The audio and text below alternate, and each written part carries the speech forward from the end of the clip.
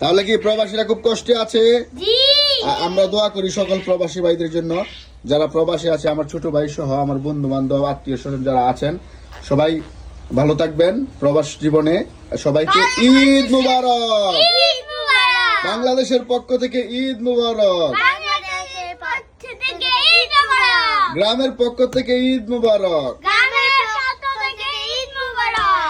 আধা প্রবাসী ভাইদের জন্য ঈদ মুবারক, যারা ঢাকা আছেন, যারা বাংলাদেশের থেকেও নিজ গ্রামে আসতে পারছেন না, তাদেরকে ঈদ মুবারক।